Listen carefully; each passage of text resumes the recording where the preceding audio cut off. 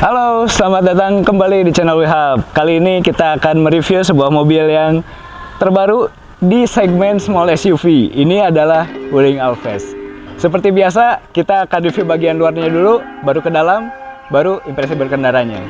Penasaran dengan reviewnya? Tonton terus video ini.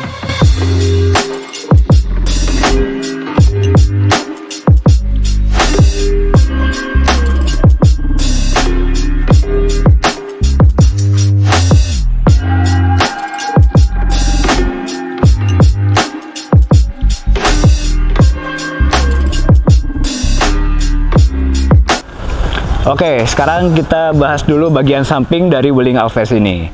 Nah, bagian samping dari Wuling Alphard ini, kalau dilihat dari samping ini ya, si mobil ini size-nya sama dengan di segmen Honda HR-V, Hyundai Creta gitu.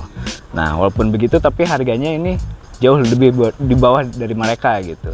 Nah, untuk harga nanti di kesimpulan terakhir ya. Oke, kita bahas dulu dari agak depannya. Nih, di depannya ada pelek 16 inci. Nah, bagi saya sih untuk mobil seukuran ini, peleknya ini agak terlalu kecil. Walaupun begitu, dia sudah dual tone ya, dan dibalut dengan ban merek Green Max HP 50. Nah, mungkin ban Cina ya, karena mobilnya mobil Cina. Oke, lanjut ke bagian spion. Di sini spionnya gak besar-besar amat, dan dia ditempelnya ke bodi ya, gak ke samping sini gitu. Nah, ini spionnya juga sudah dilengkapi dengan lampu dan peringatan blind spot ya, seperti kebanyakan mobil. Karena mobil ini memiliki ADAS yang komplit gitu. Ini keren sih di mobil dengan segmen ini.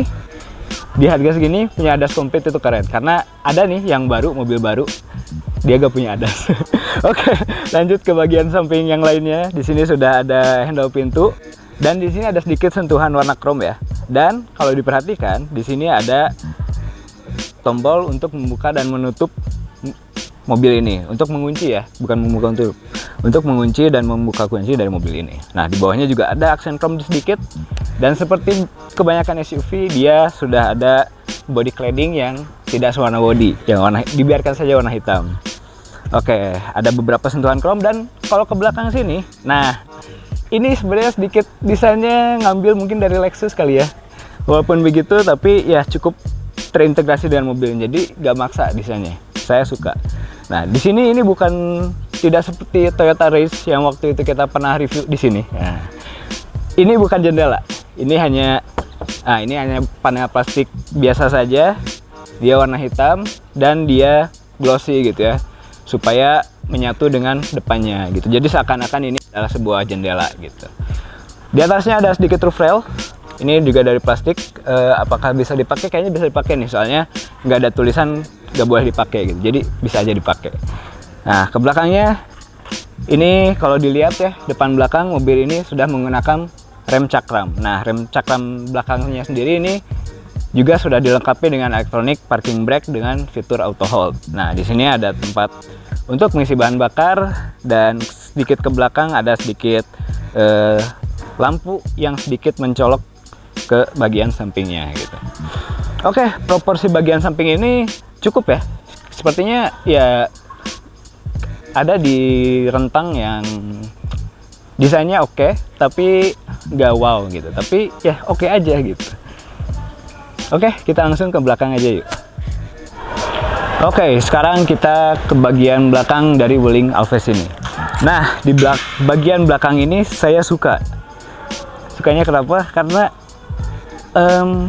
desainnya itu simple tapi rapih, tapi minimalis gitu. Tidak ada fan palsu gitu ya. Dan ya menarik saja bagi saya desain belakangnya ini. Enak dilihat. Oke, langsung ya. Di sini sudah ada lampu stop lampnya yang warna merah ini menggunakan LED. Dan lampu mundur dan lampu sen juga sama, sudah menggunakan LED. Dan biasanya kalau Wuling nggak pelit ya masalah lampu LED itu. Di sini di lampu platnya juga udah pakai LED. Nah, di bawah ini ada reflektor ya. Jadi bersih nih belakangnya. Seperti yang saya bilang pertama, tidak ada fan palsu di belakangnya. Jadi kalaupun ada bagian yang kosong, ini dikasih reflektor. Oke, lanjut agak ke bawahnya dikit. Di sini bumpernya menggunakan plastik yang ya tidak dicat gitu ya, warna hitam keabu-abuan gitu. Dan di sini ada sebuah ornamen garnish sedikit berwarna chrome. Melanjutkan tadi yang di sampingnya juga tadi ada warna chrome sedikit. Kalau turun ke bawah, di sini tidak kelihatan ada knalpotnya.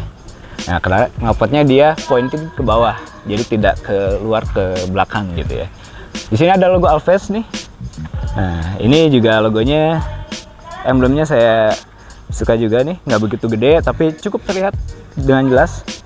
Di sini juga ada untuk tempat penyimpanan plat nomor, dan untuk membuka bagasinya dia sudah menggunakan tuas elektronik walaupun dia belum dilengkapi dengan bagasi elektronik, dan membukanya dengan menggunakan hidrolik ya. Jadi masih ya diangkat seperti biasa aja.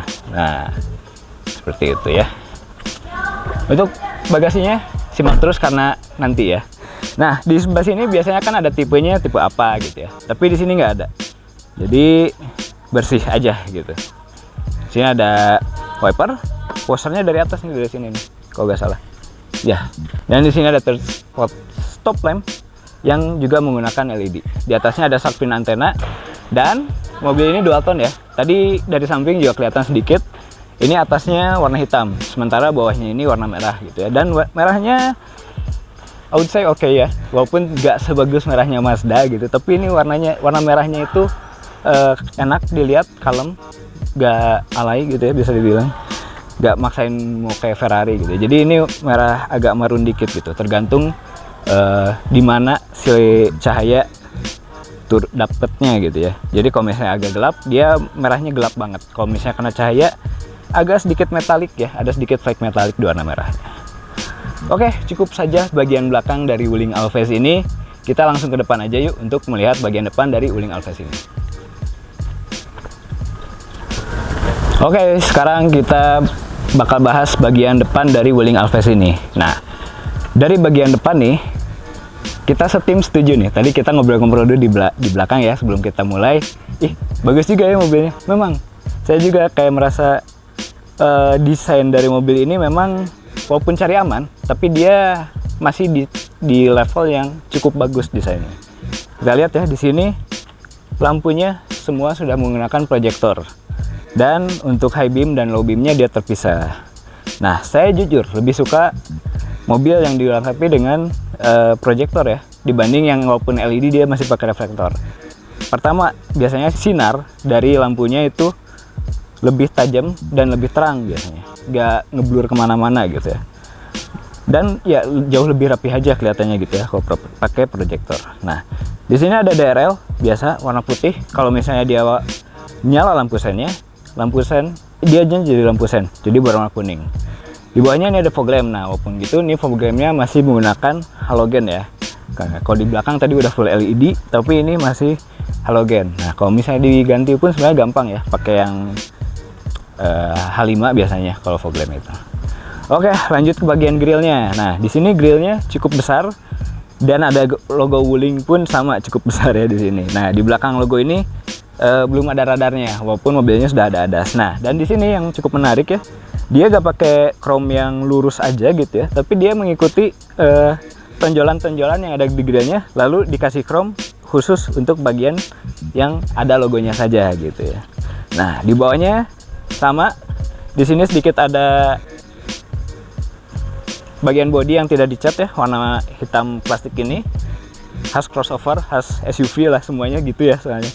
Di sini juga sama, dan di bawahnya ada sedikit aksen chrome ya, mengikuti tadi samping dan belakangnya juga.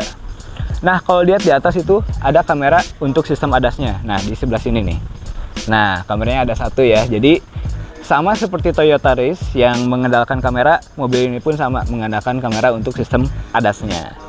Jadi kalau mobil yang agak lebih mahal dikit misalnya ya, seperti yang di range harga 600 jutaan, biasanya ADAS-nya selain menggunakan kamera, dia juga menggunakan radar untuk menyempurnakan data yang masuk ke sistem komputernya. Nah, karena ini hanya menggunakan kamera, jadi lihat aja nanti pas driving impression ya. Oke, overall nih bagian luar dari Wuling Alphest ini saya cukup oke melihatnya ya. Tidak ofensif lah gitu, tidak ofensif, dan masih cukup enak untuk dilihat gitu ya. Kadang-kadang kan untuk beberapa mobil ada sedikit proporsi yang aneh. Kalau di mobil ini mungkin proporsi yang sedikit anehnya hanya di peleknya aja yang terlalu kecil kalau menurut saya. Tapi kan ya pelek bisa diganti ya. Misalnya bannya udah habis nih, peleknya sekalian mau ganti, gampang gitu. Kalau misalnya bodi panel yang agak aneh kan susah ya, kalau pelek gampang gitu. Oke, kita langsung masuk aja ke interior untuk melihat bagian dalam dari Wuling Alves ini.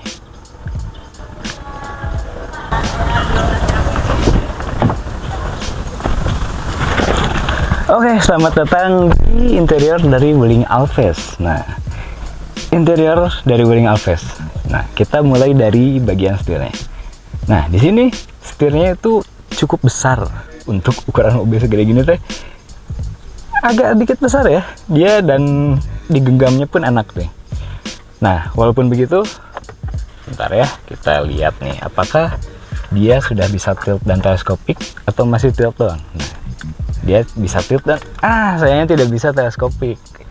Nah, tapi untungnya untuk pengaturan tadi tidak adanya teleskopik steering ini dikompensasi dengan pengaturan kursi yang cukup banyak ya, bisa naik turun seperti biasa sih. Cuma untuk mobil ini dia belum ada dilengkapi dengan electric seating gitu, electric power seat gitu untuk pengemudi. Untuk penumpang pun sama, dia tidak pakai electric seat ya, dia tidak bisa maju mundur secara elektronik. Oke, walaupun begitu posisi menyetir dari mobil ini rasanya ketika diam ya cukup ergonomis ya. Jadi nah ini nih saya mungkin agak sedikit direbahin dikit, agak dikit majuin ya. Oke, nah ini udah cukup enak nih gitu. Oke, Wuling Alves ini adalah varian yang tertinggi, jadi dia dilengkapi dengan kursi kulit depan belakang sama ya, dan di sini juga ada beberapa perbedaan material gitu. Di sini menggunakan kulit yang tradisional ya, di depannya sedikit ada semacam suede, walaupun dia nggak begitu terlihat seperti suede ya, jadi ada sedikit kasar patternnya, dan di belakangnya ini ada yang perforated yang bolong-bolong gitu. Nah, di bagian depan sini, nah ini ada sedikit material soft touch juga sama ya dengan yang di kursi di sini. Ini ada sentuhan yang cukup oke menurut saya, walaupun jadinya interior ini terlihat sedikit monokrom jadinya, karena ya hitam abu, agak kehitaman abu gitu ya, silver, jadi agak terlalu monoton bagi saya untuk bahan yang ada di interior mobil ini. Ini di atasnya masih plastik biasa, di door card pun sama. Nah, untuk di atasnya plastik, di sininya pakai material yang sama dengan ini ya, agak suede gitu, agak material grippy. Dan di sini untuk bagian yang banyak sekali dipegang gitu ya, seperti pengaturan power window, dia menggunakan material black plastic, piano black plastic gitu ya. Nah, yang saya lihat di sini semua untuk pengaturan semua jendelanya dia sudah bisa auto ya. Jadi kalau misalnya diturunin bisa auto, dan dinaikin pun bisa secara auto. Nah, uniknya di mobil ini nggak ada tuas untuk mengunci dan membuka kunci dari pintunya di sini gitu ya. Ini semua di sini, dan di penumpang pun sama. Bahkan di penumpang nggak ada banget toggle switch atau apapun ya untuk membuka dan menutup kuncinya gitu. Jadi kalau mau keluar nih dari penumpang dalam kondisi mobil tertutup, 2 kali gitu, 1, 2 gitu, itu baru nanti bisa ngebuka. Kalau sekali aja dia gak akan ngebuka, harus 2 kali gitu baru dia akan ngebuka, kecuali ya misalnya ulah sipirnya udah dibukakan lewat switch yang ada di sini. Nah, untuk kita agak ke tengah dikit ya. Nah, ke tengah dikit di sini udah ada layar infotainment cukup besar, dan desainnya minimalis banget gitu ya. Di mobil interiornya pokoknya minimalis gitu ya, dari warna, dari desain gitu ya, jadi sedikit mengingatkan pada VW Group sih interiornya, jujur. Layar besar di sini gitu ya, instrumennya juga bentuknya mirip ya Audi VW gitu. Dan di atasnya sini udah ada rear view mirror frameless, cantik, saya suka. Nah, untuk lampu menggunakan LED ya, ini udah beda, mirip nih dengan yang dipakai dengan di Wuling REV. Dan di atasnya sudah ada cermin tapi gak ada lampunya. Oke, tadi lanjut ya ke bagian sini. Untuk touch transmisinya seperti ini, again mirip dengan yang dipakai di VW Group ya. Dan di sini ada tempat penyimpanan untuk HP yang dilengkapi dengan wireless charging, dua port USB ya, satu untuk bisa ke sini, dan di sini ada cup holder.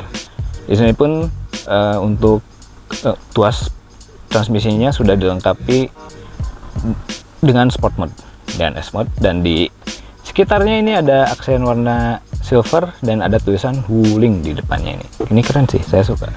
Nah, untuk lacinya, udah soft opening. Ini enak sih dilihatnya.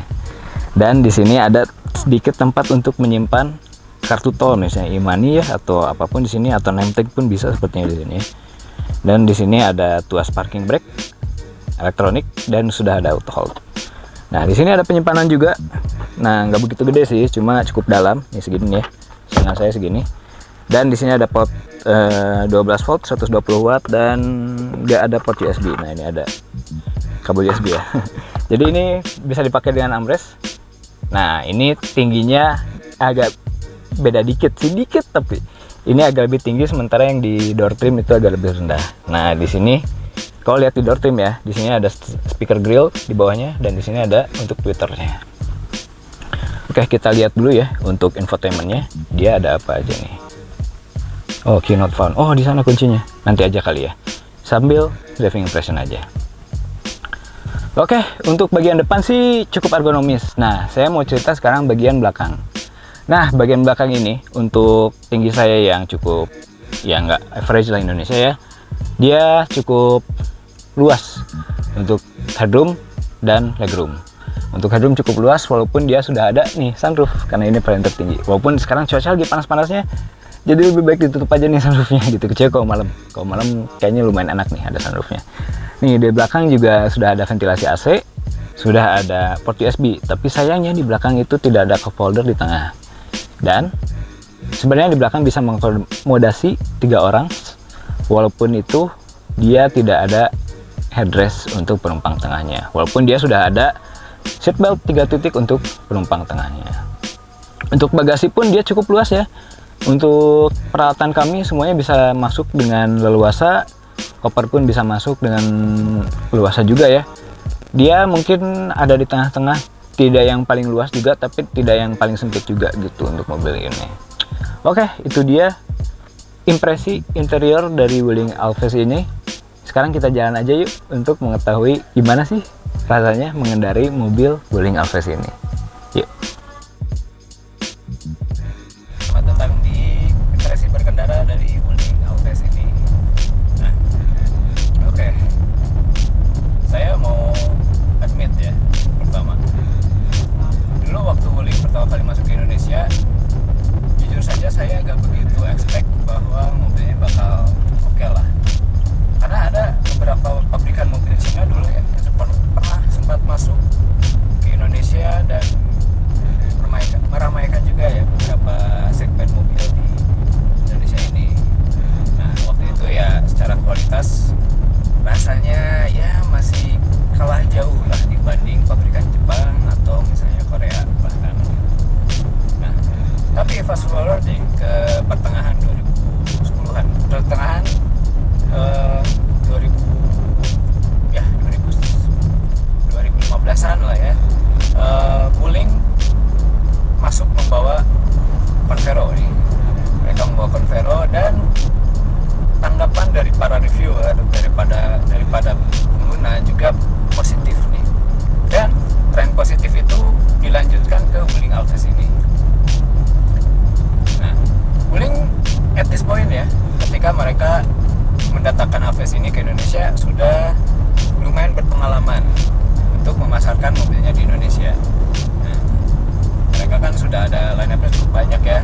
Sekarang ada Alves, ada Almas, ada Convero, ada Cortez gitu ya, REV juga gitu. Nah, jadi mereka sudah tahu lah gimana sih orang Indonesia biasanya selera mobilnya seperti apa gitu. Nah, kebetulan yang lagi booming sekarang itu adalah segmen small SUV gitu ya, yang dihuni oleh yang paling populer ya adalah Honda HR-V. Nah, ini sangat sengit nih persaingan di segmen ini karena sekarang hampir semua pabrikan sudah mengeluarkan mobil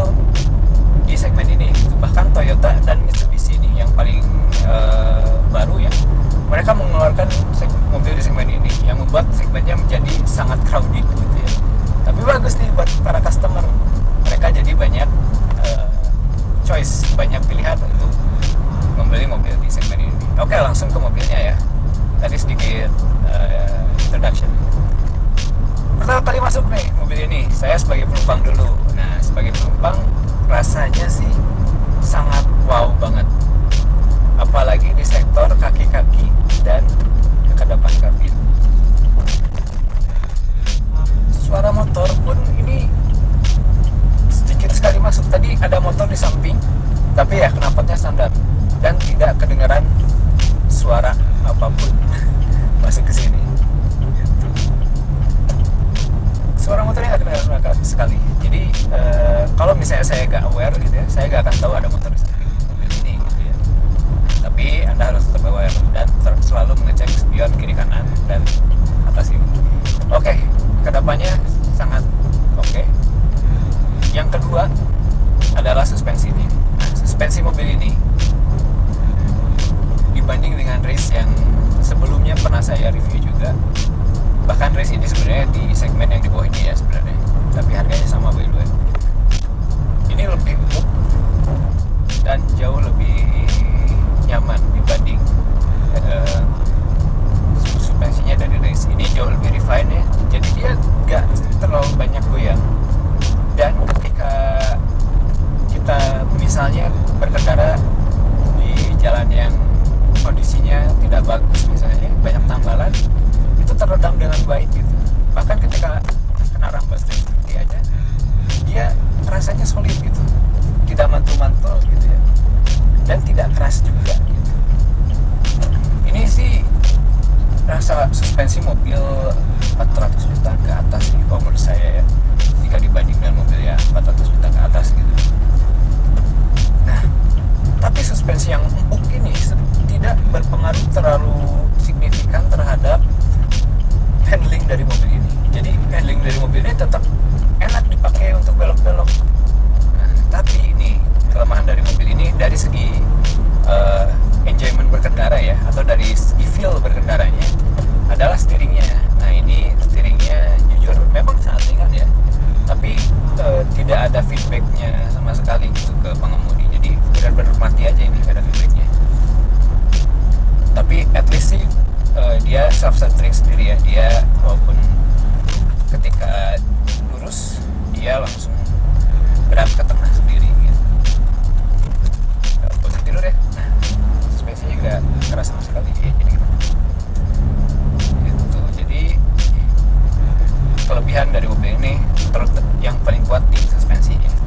Walaupun steering ya tidak begitu ya. Lanjut ke bagian mesinnya. Di bagian mesin ini jadi titik lemah dari Wuling Alves ini. Ya memang secara pabrikan Cina ya, mereka tidak begitu terkenal dengan mesin yang lively lah. Tidak terkenal dengan mesin yang punya karakter. Nah, sama di sini juga. Di sini mesinnya itu secara respon sih masih kuat dari pabrikan Korea atau Jepang. Seperti misalnya itu yang di race itu udah paling kenceng sih, 1000 liter, 1000 cc turbo CVT, itu kombinasi yang kencang untuk di race. Dan bahkan di Sonet pun yang mesinnya 1400 kalau nggak salah, 1400 ya, antara dua itu. Dan sama dengan CVT rasanya masih lebih responsif di Kia Sonet gitu.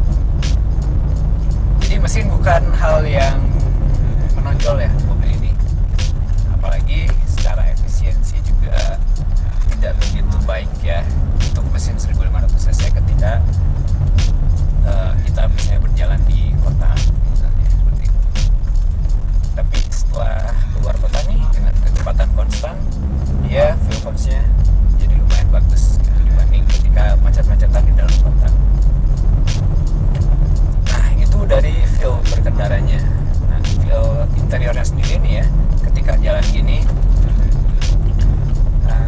ada beberapa teknologi sebenarnya yang cukup membantu juga, ada cukup yang bahkan lagi berbahaya. Saya mau bahas ADAS-nya. Overall sih teknologi di mobil ini, tapi ADAS-nya dulu kita bahas ADAS-nya dulu. Nah, dari ADAS-nya ini memang salah satu fitur yang canggih ya, Bahkan ada mobil di segmen ini yang belum ada ADAS-nya sama sekali gitu. Dan di sini ada. Nah, untuk ADAS-nya sendiri ini terkadang itu sedikit mengganggu. Nah, sedikit mengganggunya seperti apa? Dia overreact terhadap obstacle atau kondisi jalan kita. Misalnya seperti ini, tiba-tiba ada motor nyalip di depan kita, mobilnya langsung diem, langsung rem, dia sampai gak mau jalan sama sekali gitu, udah beberapa saat.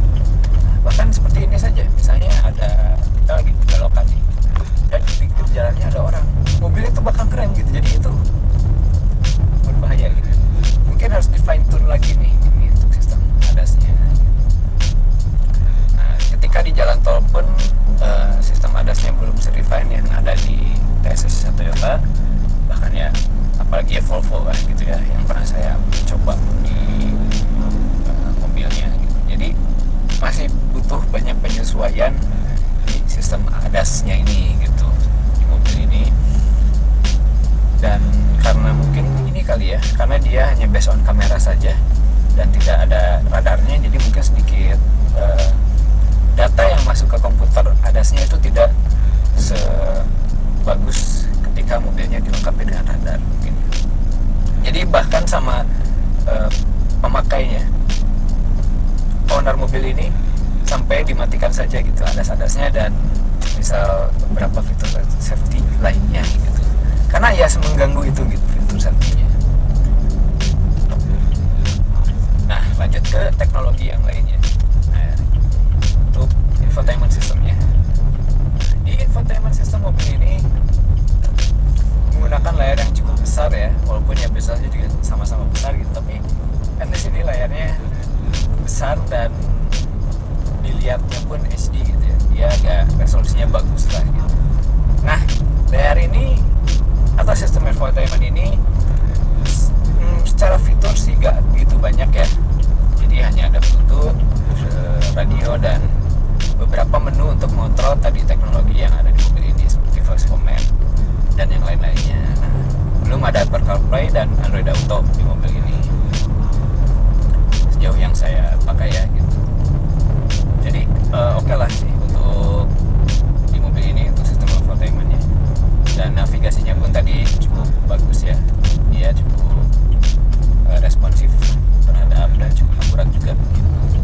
Bahkan nih ketika saya berjalan di jalan tol misalnya, dia memberitahu bahwa kecepatan maksimal di jalan ini adalah 100 km per jam. Nah, yang seperti itu lah.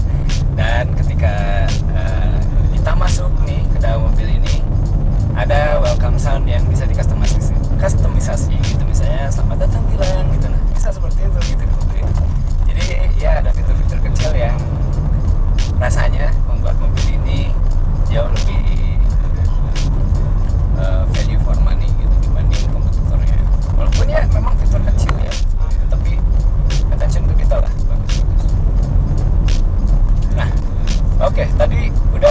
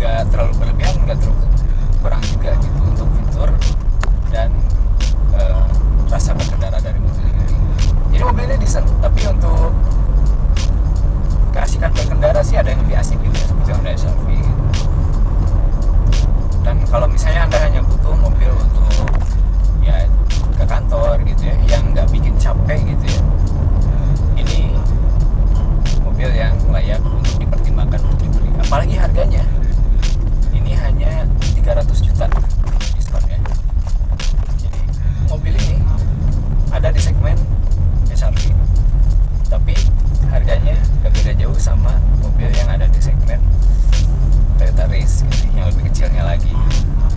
Jadi dengan uang segitu Anda dapat mobil yang lebih gede gitu dibanding Toyota Race. Jadi ini ya Wuling terkenal ya dengan value for money. Jadi itu dia kekuatan utama dari mobil ini adalah value for money-nya. Oke, begitu saja review dari Wuling Alves ini. Jadi gimana nih menurut Anda Wuling Alves ini? Apakah layak untuk dibeli? Apakah dapat menjadi alternatif untuk mobil-mobil yang sekarang ada di Indonesia? Nah, bisa tuliskan di kolom komentar Anda. Sekali lagi terima kasih telah menonton video ini. Sampai jumpa lagi di